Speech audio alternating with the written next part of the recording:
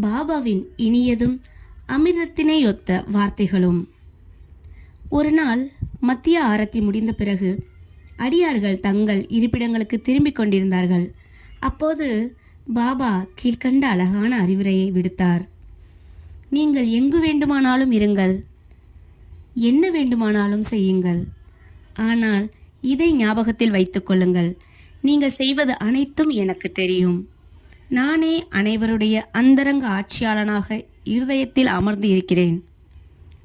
இந்த உலகத்தின் கண் அசையும் அசைவற்ற சர்வ ஜீவராசிகளையும் நான் அரவணைக்கின்றேன்.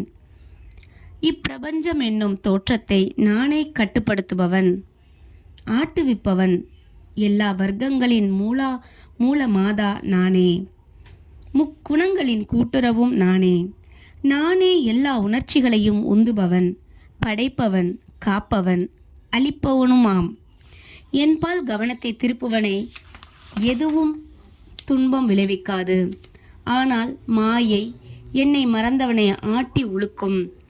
எல்லா பூச்சிகள், எறும்புகள், கண்ணுக்கு தென்படுபவை, அசையக்கூடிய அசைய முடியாத உலகம் எல்லாம் என்னுடைய உடம்பு அல்லது உருவமாகும். இத்தகைய அழகான விலைமதிப்பற்ற மொழிகளை கேட்டு இனிமேல் என் குருவை தவிர வேறு யாருக்கும் நான் பணிவிடை செய்ய போவதில்லை என்று மனதில் நான் தீர்மானித்தேன். அண்ணா சிஞ்சனிக்கரிடம் பாபா விடுத்த பதில் உண்மையில் அது எனக்கானதாகும். அதாவது நான் ஒரு வேலை பெறுவேன் என்னும் எண்ணம் என் மனதில் சுழன்றது.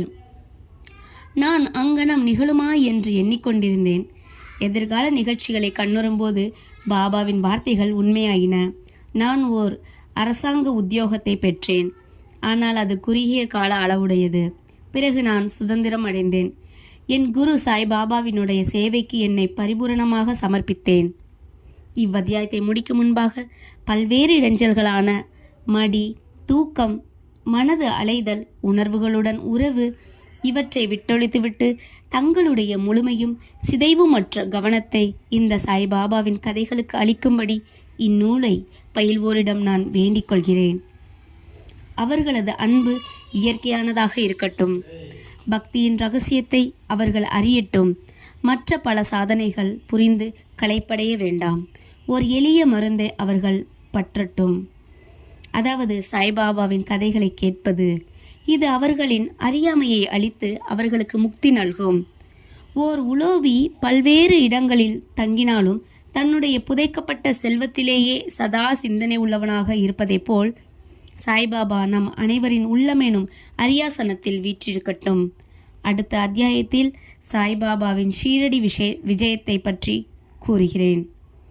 ஸ்ரீ சாயி பணிக. அனைவருக்கும் சாந்தி நிலவட்டும்.